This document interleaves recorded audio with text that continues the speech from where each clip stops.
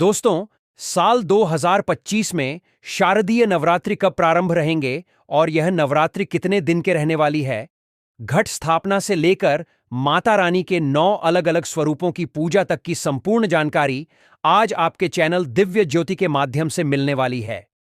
तो आपको कहीं और जाने की जरूरत नहीं है। यह वीडियो बहुत ही ज्यादा महत्वपूर्ण रहने वाला है क्योंकि आपके संपूर्ण जानकारी एकमात्र वीडियो से प्राप्त होगी। साथ ही इस दिन आप अपनी मनोकामनाओं की पूर्ति के लिए, गरीबों को दूर भगाने के लिए, पुत्र प्राप्ति, नौकरी प्राप्ति, घर में उन्नति और व्यापार में तरक्की के लिए कौन कौन से उपाय कर सकते हैं, यह भी हम आपको आज के वीडियो में अंत तक बने रहिए बताने वाले हैं। दोस्तों, शारदीय नवरात्रि 2025 शुभ मुहूर्त। आपको कहीं भी जाने की कोई भी आवश्यकता नहीं है। शारदीय नवरात्रि का संपूर्ण मुहूर्त, कलश मुहूर्त और कितने व्रत पड़ेंगे, नवरात्रि का समापन कब होगा, व्रत कब खोलें, हर एक बात इस वीडियो में जानने को मिलेगी। यह वीडियो आपके लिए बड़ा फायदेमंद है। अगर आप चाहते हैं नवरात्रि कब से कब तक होने वाली है, कब से शुरू और कब समाप्त होंगी, कितने व्रत आपको रखने हैं, कन्या पूजन कब करना है, संपूर्ण ज्ञान इस वीडियो में मिलेगा मुहूर्त के साथ। तो इस खूबसूरत वीडियो को एक लाइक जरूर करें। आपको कहीं भी जाने की कोई आवश्यकता नहीं पड़ेगी और यदि कोई सवाल हो तो बेझिझक कमेंट में पूछिए, रिप्लाई मिलेगा। दोस्तों, मां भगवती दुर्गा की कृपा सदैव आप और आपके समस्त परिवार पर बनी रहे। दोस्तों, आज की वीडियो में मैं आपसे बात करने वाला हूं शारदीय नवरात्रि के बारे में। शारदीय नवरात्रि जो कि अश्विन मास के शुक्ल पक्ष में आती है, कब से प्रारंभ हो रहे हैं, कब समाप्त हो रहे हैं, और नवरात्रि के इन 9 दिनों में कलश की स्थापना करके हम मां दुर्गा की आराधना करते हैं। तो कलश की स्थापना करने का शुभ मुहूर्त क्या है, किस दिन कौन सी देवी की आराधना की जाएगी, इस बार नवरात्रि कितने दिन की है और मां दुर्गा की सवारी क्या है, इसके अलावा दुर्गा अष्टमी, महानवमी और दशहरा कब है, यह सारी जानकारी आपको आज की वीडियो में शेयर करने वाला हूं। तो वीडियो बहुत महत्वपूर्ण है, पूरा जरूर देख लीजिए। और अगर वीडियो अच्छी लगे तो इसे लाइक भी जरूर कीजिए क्योंकि आपके लाइक्स, आपके कमेंट मेरे लिए बहुत महत्वपूर्ण होते हैं। यह एकमात्र जरिया है जिनसे मुझे पता चलता है कि आपको यह वीडियो अच्छी लगती है और आपके लिए यह वीडियो उपयोगी है। तो अगर वीडियो अच्छी लगे तो लाइक तो जरूर ही किया कीजिए। दोस्तों, शारदीय नवरात्रि का प्रारंभ होता है पितृपक्ष के अगले दिन से, यानी कि जो सर्व पितरों अमावस्या होती है उसके अगले दिन से ही, प्रतिपदा तिथि से ही कलश की स्थापना करके शारदीय नवरात्रि का प्रारंभ हो जाता है। यह नवरात्रि आती है शरद ऋतु में, इसलिए इसे शारदीय नवरात्रि कहते हैं। एक नवरात्रि चैत्र मास में आती है, उसे कहते हैं चैत्र नवरात्रि। इसके अलावा 2 गुप्त नवरात्रि भी होती है, जैसे कि आषाढ़ मास में और माघ मास में। तो सनातन धर्म में 4 नवरात्रि मानी गई है, 2 गुप्त नवरात्र और 2 प्रकट नवरात्रि। इनमें से शारदीय नवरात्रि और चैत्र मास की नवरात्रि का बहुत अधिक महत्व माना गया है। नवरात्रि के इन 9 दिनों में मां दुर्गा के 9 स्वरूपों की आराधना की जाती है और फिर दुर्गा अष्टमी और महानवमी के दिन मां दुर्गा का स्वरूप मानकर कन्याओं की पूजा की जाती है और हवन किया जाता है, और इसके बाद इस व्रत का समापन किया जाता है और फिर अगले दिन दशहरा मनाया जाता है। अब बात करें कि प्रतिपदा तिथि कब से प्रारंभ हो रही है, कब समाप्त हो रही है और नवरात्रि की प्रतिपदा तिथि का व्रत हमें कब धारण करना है। वैदिक पंचांग के अनुसार आश्विन माह के शुक्ल पक्ष की प्रतिपदा तिथि की शुरुआत 22 सितंबर को रात 1:23 पर हो रही है। वहीं इस तिथि का समापन 23 सितंबर को रात 2:50 पर होगा। ऐसे में 22 सितंबर से शारदीय नवरात्र शुरू होंगे। इसी दिन घट स्थापना की जाएगी। इस बार शारदीय नवरात्र 10 दिनों का होगा, जो 22 सितंबर से शुरू होकर 2 अक्टूबर को विजयदशमी के साथ समाप्त होगा। दोस्तों, इस बार माता का आगमन हाथी पर होगा, जो सुख सौभाग्य का प्रतीक है, और प्रस्थान मनुष्य की सवारी पर होगा। चतुर्थी तिथि की वृद्धि के कारण नवरात्र 10 दिनों का होगा। इस बार 30 सितंबर को दुर्गा अष्टमी मनाई जाएगी। इसी दिन कन्या पूजन किया जाएगा। आश्विन माह के शुक्ल पक्ष की अष्टमी तिथि की शुरुआत 22 सितंबर को शाम 4:31 पर, आश्विन माह के शुक्ल पक्ष की अष्टमी तिथि का समापन 30 सितंबर को शाम 6:06 पर।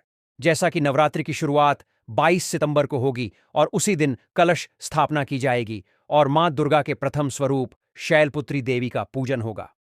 प्रिय भक्तजनों, हिंदू पंचांग के अनुसार 22 सितंबर 2025 को घट स्थापना का शुभ मुहूर्त सुबह 6:09 से लेकर 8:06 तक रहेगा। भक्तों को कलश स्थापना के लिए लगभग 2 घंटे का समय प्राप्त होगा। इस दौरान किसी भी समय घट स्थापना कर मां दुर्गा की पूजा अर्चना कर सकते हैं। इस दिन अभिजीत मुहूर्त सुबह 11:49 से लेकर दोपहर 12:38 तक रहेगा। इस शुभ घड़ी में भी घट स्थापना की जा सकती है। नवरात्रि का पहला दिन 22 सितंबर सोमवार को मन शैल पुत्र का दिन रहने वाला 23 सितंबर मंगलवार को मां ब्रह्मचारिणी की पूजा होगी। मंगलवार के दिन माता ब्रह्मचारिणी की पूजा आप करेंगे और शारदीय नवरात्रि का तीसरा दिन होगा, यानी कि तृतीया तिथि 24 सितंबर 2025 बुधवार को है। इस दिन आप माता चंद्रघंटा की पूजा करेंगे, जो माता दुर्गा का तीसरा स्वरूप माना जाता है। शारदीय नवरात्र का चौथा दिन होगा, 25 सितंबर गुरुवार का दिन होगा। इस दिन माता की कुष्मांडा रूप की पूजा की जाएगी। इस बार चतुर्थी तिथि की वृद्धि है। चतुर्थी तिथि के 2 दिन पड़ने के कारण इस बार नवरात्र 10 दिनों का होगा। चतुर्थी तिथि 25 सितंबर व 26 सितंबर को भी रहेगी। 26 सितंबर को सूर्योदय के पश्चात प्रातःकाल 6:48 तक चतुर्थी होने के कारण उदया तिथि में 26 को भी चतुर्थी का मान होगा। पंचमी तिथि अगले दिन 27 सितंबर को 8:65 पर रहेगी। अतः उदया तिथि में पंचमी 27 सितंबर को ही मिलने के कारण पंचमी का 27 सितंबर को होगा।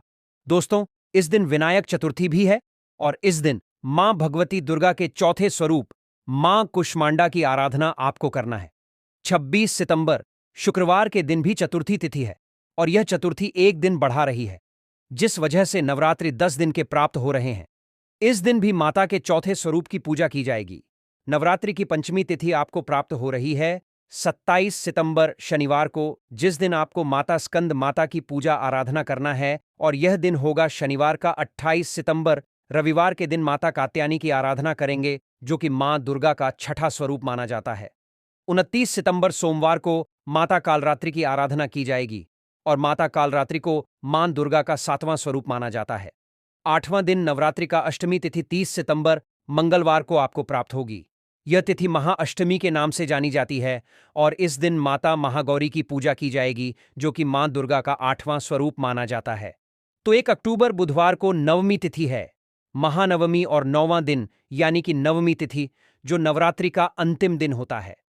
1 अक्टूबर को है माता सिद्धिदात्री की आराधना की जाएगी, जो कि मां दुर्गा का 9वां स्वरूप मानी जाता है, और इनकी पूजा किए बिना संपूर्ण नवरात्रि का संपूर्ण फल हमें नहीं प्राप्त होता।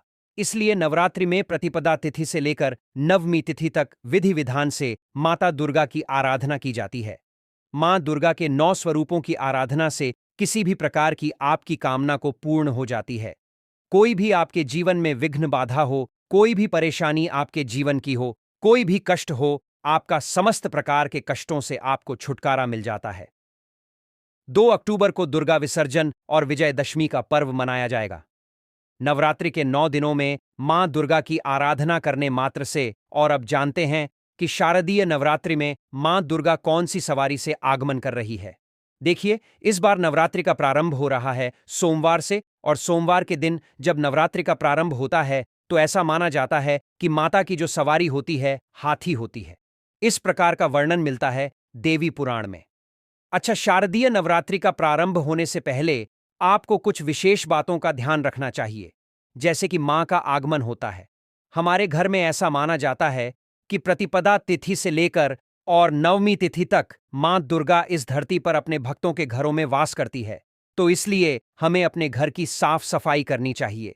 नवरात्रि से पहले ही अपने घर की साफ सफाई कर लीजिए अच्छी तरह से, मतलब घर के कोने कोने की साफ सफाई इस समय में हो जानी चाहिए। ऐसा माना जाता है कि मां दुर्गा उसी के घर में वास करती है जहां पर की साफ सफाई होती है और जहां पर कलह क्लेश नहीं होता, जहां पर सबके बीच में प्रेम बना रहता है, वहीं पर माता का आगमन होता है। तो अपने घर में आपको ध्यान रखना है किसी भी प्रकार से नवरात्रि के इन 9 दिनों में कलह क्लेश ना हो। लहसुन प्याज का सेवन नवरात्रि में नहीं करना चाहिए। मांस मदिरा का तो भूल कर भी नहीं करना चाहिए। अगर आप कलश की स्थापना करते हैं तो आपको अपने घर को कभी भी खाली नहीं छोड़ना चाहिए, मतलब कोई ना कोई व्यक्ति हर वक्त घर में रहना ही चाहिए।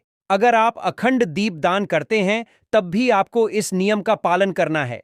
एक और चीज, नवरात्रि के इन 9 दिनों में बाल और दाढ़ी नहीं कटवा चाहिए। इसके अलावा नाखून भी नहीं काटना चाहिए। तो यह कार्य आपको नवरात्रि से पहले कर लेना है। नवरात्रि प्रारंभ होने से पहले आपको जो भी जरूरी चीजें हैं पूजा की, वह सभी चीजें खरीदकर अपने घर में पहले रख लेना है। आप चाहे माता की मूर्ति खरीदना चाहते हो या फिर चुन्नी माता की लेनी हो, नारियल इत्यादि लेना हो, ये सभी चीजें आप पितृपक्ष में भी ले सकते हैं। मतलब जैसे कि नवरात्रि तो अगले दिन से ही प्रारंभ हो जाती है ना, जैसे कि अमावस्या के अगले दिन नवरात्रि का पहला दिन होता है, तो आप पितृपक्ष में भी माता की पूजा के निमित्त कोई भी चीज खरीद सकते हैं। ठीक है? जैसे कि जाप करने के लिए माला आपको चाहिए या फिर आप पुस्तक लेना चाहते हैं, सप्तशती की या फिर अखंड दीपक लेना चाहते हैं, या और भी चीजें जो कि पूजा की सामग्री होती है, वह सभी सामग्रियां आप पितृपक्ष में खरीद सकते हैं। कोई दिक्कत नहीं है।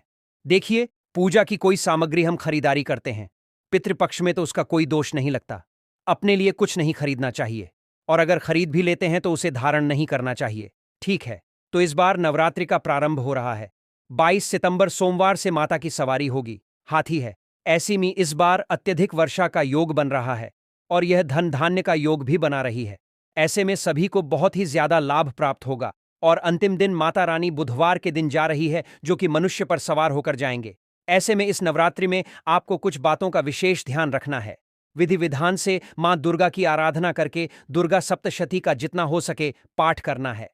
अगर आप पाठ नहीं कर पाते हैं किसी भी कारणवश, तो आप प्रतिदिन का पाठ सुन भी सकते हैं। इसके अलावा नवरात्रि में आपको नवाड़ मंत्र का जप जरूर करना चाहिए। ओम एम क्लीन चामुंडा विजय। इस मंत्र का जप से आपकी किसी भी प्रकार की कामना पूर्ण होती है। तो पूरे विधि विधान से अगर हम मां दुर्गा की आराधना करते हैं, मंत्रों का जप करते हैं और सात्विक आचार विचार व्यवहार रखते हैं, तो किसी भी प्रकार की हमारी कामना मां दुर्गा की कृपा से पूर्ण होती है। और दोस्ती, हमारे शास्त्रों में नवरात्रि के दौरान कुछ ऐसी गलतियां हैं जिनको भूल कर भी ना करें, नहीं तो पूरा घर दरिद्र और गरीब का गरीब बंगाल का कंगाल रहता है। शारदीय नवरात्र की अष्टमी और नवमी तिथि पर घर और मंदिर की साफ सफाई का खास ध्यान रखें। पूजा के समय काले रंग के कपड़े ना पहनें, किसी से वाद विवाद ना करें, किसी के बारे में गलत ना सोएं, बधे बुर्जुग और महिलाओं का अपमान ना करें। इसके अलावा तामसिक भोजन का सेवन करने से बचना चाहिए। इसके अलावा भी अगर आपका कोई प्रश्न हो, कोई विशेष वीडियो देखना चाहते हैं, तो कमेंट बॉक्स में जरूर लिख दीजिए। और आज की वीडियो अगर आपको अच्छी लगी हो तो वीडियो को लाइक कीजिए, शेयर कीजिए, और चैनल पर पहली बार आए हैं, अगर अभी तक आपने चैनल को सब्सक्राइब नहीं किया है, तो आज की वीडियो आपको अच्छी लगे तो चैनल को सब्सक्राइब करके बेल आइकॉन को जरूर प्रेस कर लीजिए।